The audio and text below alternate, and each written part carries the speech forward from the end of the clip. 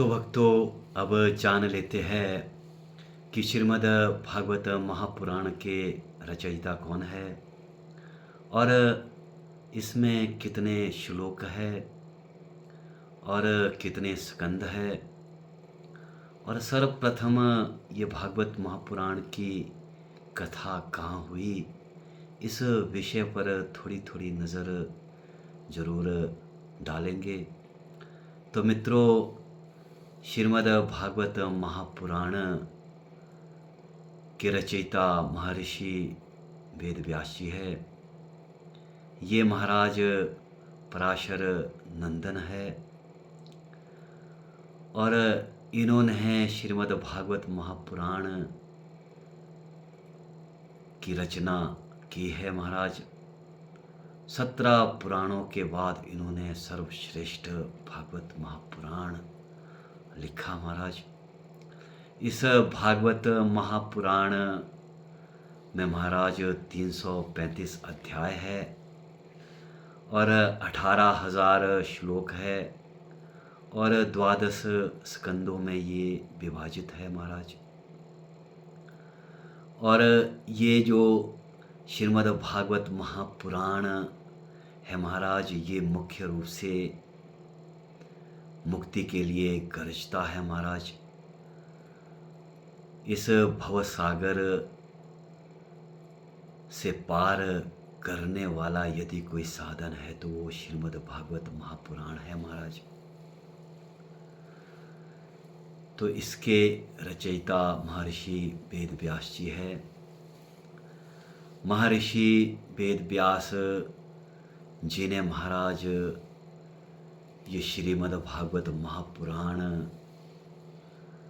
नैमिषारण्य तीर्थ में लिखना प्रारंभ किया। महाराज सीतापुर उत्तर प्रदेश में महाराज नैमिष नाम का एक अरण्य है। महाराज जहाँ पर वेद व्यास जी ने पर्णकुटी बना करके श्रीमद् भागवत महापुराण को लिखना प्रारंभ किया।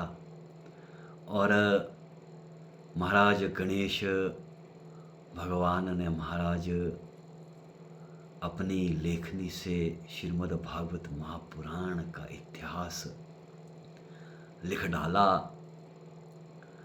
महाराज जहाँ महर्षि वेद व्यास जी से जैसे परम तपस्वी हो और गणेश जी जैसे लेखक हो, तो महाराज वहाँ का जो पुराण होगा महाराज, वो महाराज हर दृष्टि से भरा पूरा होगा। महाराज और नैमिषारण्य तीर्थ में 88,000 ऋषि महाराज एकत्रित हुए हैं और उन्हीं के मध्य परम पूजनीय और जो महाराज ज्ञान में बड़े हैं, वैसे तो महाराज कोई मनुष्य धन में बड़ा होता है, कोई बल में बड़ा होता है।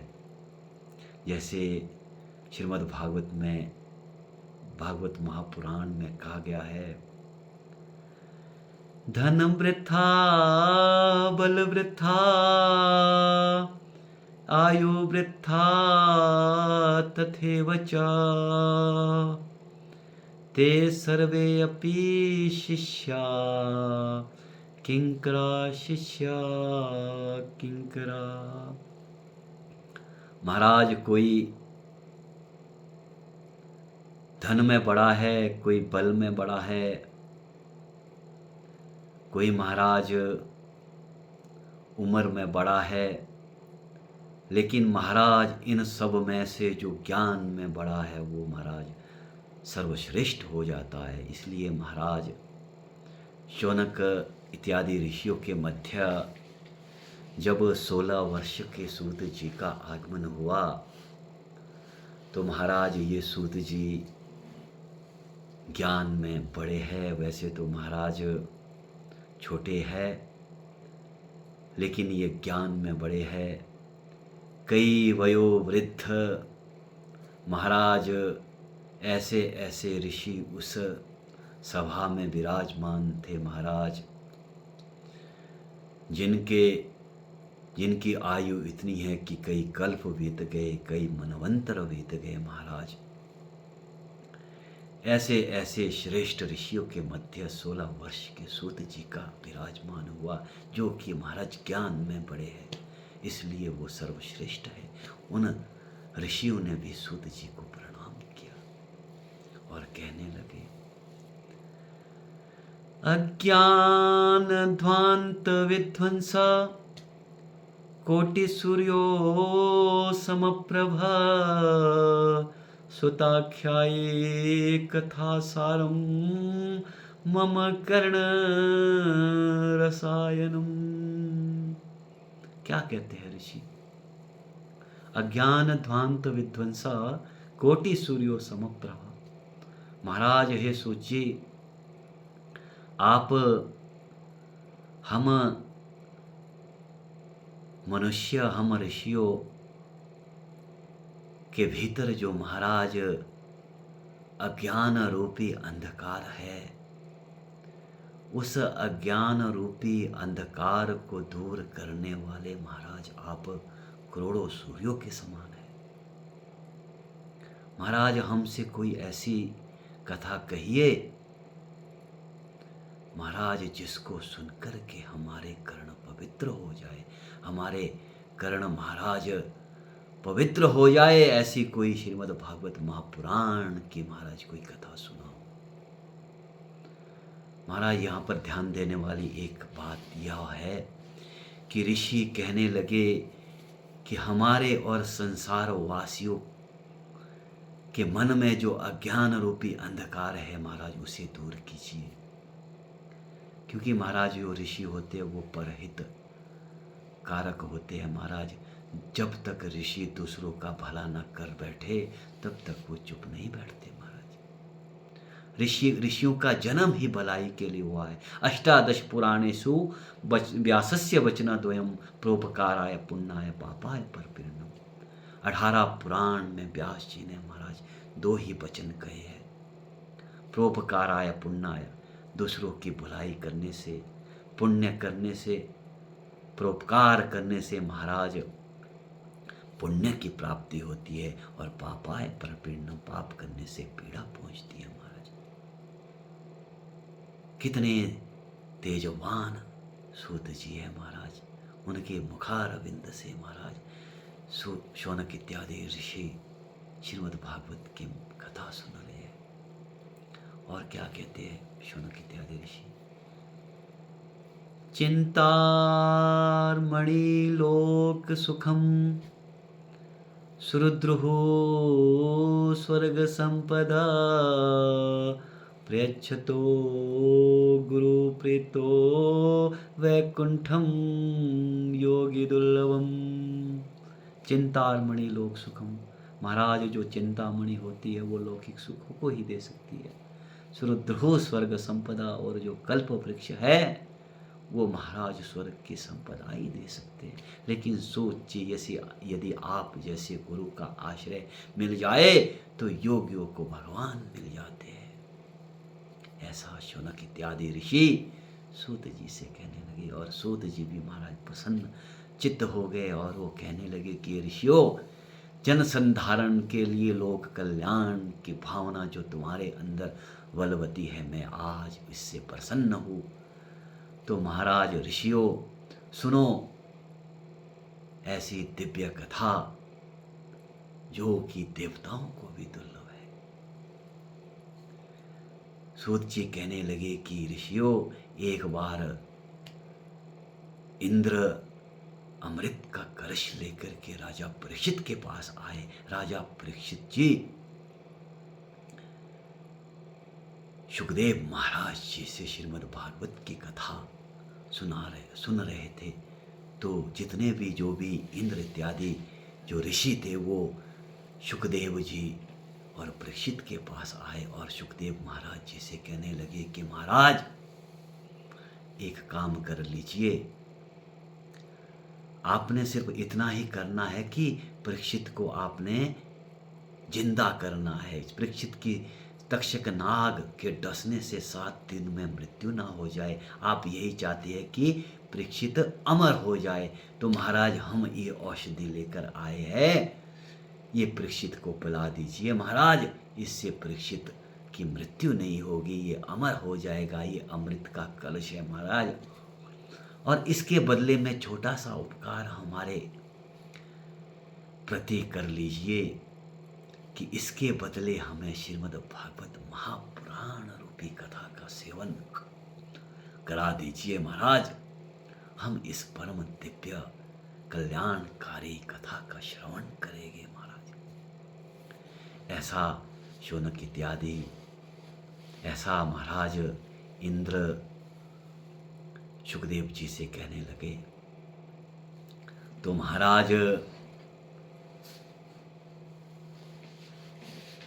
सुखदेव जी कहने लगे, इंद्र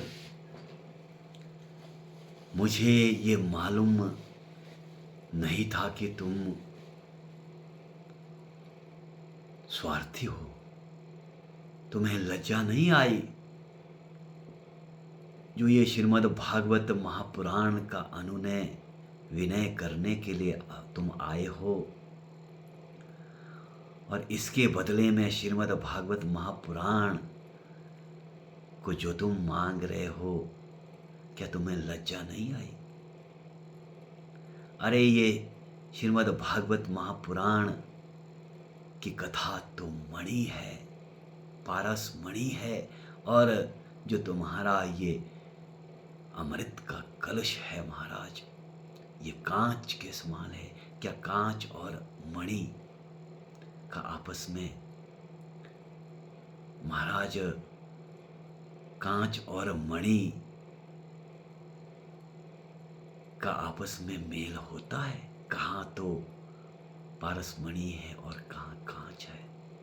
तुम ये कांच को देकर के मणि लेना चाहते हो, तुम अपना अमृत कलश देकर के महाराज श्रीमद् भागवत रूपी मणि को प्राप्त करने आए हो। यदि तुम भक्त की दृष्टि से यहाँ आते तो तुम्हें जरूर इसका सेवन कराया जाता, लेकिन तुम तो अदला बदली करने के लिए यहाँ आए। इसलिए महाराज तुम्हें ये श्रीमद् भागवत महापुराण की कथा का सेवन कदापि नहीं करवाया जाएगा। अभक्ता सतांच विज्ञाय नादतो ददौ स कथामृतम् श्रीमद् भागवते वार्ता सुराणामपि दुर्लभा। अभक्ता सतांच विज्ञाय नादतो ददौ स कथामृतम्। यदि तुम श्रोता बनकर यहाँ आते तो तुम्हें जरूर इसे सुनाया जाता, लेकिन तुम तो अभक्त बन के यहाँ आए। अभक्तम सतांच विज्ञा, ऐसे 100 भक्तों को भी श्रीमद् भागवत महापुराण की कथा नहीं दी जाती है। सुराणामपि दुर्लभम, इसलिए महाराज ये जो श्रीमद् भागवत महापुराण की जो कथा है, ये देवताओं के लिए भी दुर्लभ है ऋषियों, ये देवताओं के लिए भी दुर्लभ है। देवता भी इसे प्राप्त करना चाहते थे। आज मैं यही श्रीमद् भागवत महापुराण की कथा को आप लोगों के सामने स्पष्ट कर रहा हूं, इसे जरूर सुने। और महाराज आगे क्या कहते हैं, क्व सुधा क्व कथा लोके क्व कांच क्व मणिर्महान ब्रह्मरात्रो विचारैव तदा देवो झंगासः। क्व स्वधा क्व कथा लोके, कहाँ तो ये स्वर्ग का अमृत, क्व कांच क्व मणिर्महान, और कहाँ तुम्हारा ये अमृत रूपी कांच, और कहाँ श्रीमद् भागवत वाली रूपी मणि। इसका क्या कभी मेल हो सकता है? इसलिए महाराज सुखदेव जी ने धुतकार दिया, फटकार दिया, और दौड़े दौड़े महाराज ब्रह्मा के पास आने लगे और हाथ जोड़कर कहने लगे, महाराज हम आपके महाराज परम भक्त है, लेकिन सुखदेव जी ने तो हमें धुतकार दिया। और महाराज ब्रह्मा जी भी दौड़े दौड़े सुखदेव महाराज जी के पास आए और कहने लगे कि हमारे शिष्यों को तुमने क्यों धुतकार दिया? तुम्हें क्या अपने भागवत पर इतना घमंड है? तो महाराज सुखदेव जी कहने लगे, महाराज हम तो निम्न है, हमें क्या घमंड है? तो महाराज एक तराजू पर श्रीमद् भागवत महापुराण रखा गया और दूसरे तराजू पर संसार की जो सभी वस्तुएं हैं, धन जेवरात सोना चांदी और अनेक बहुमूल्य वस्तुओं को दूसरे पल्ले पर रखा गया। महाराज झुकेगा तो वही जिसमें बल हो, और श्रीमद् भागवत महापुराण का पलड़ा झुक गया। सभी देवताओं का घमंड टूट गया। आज के लिए इतना ही। जय श्री राधे, जय श्री कृष्ण।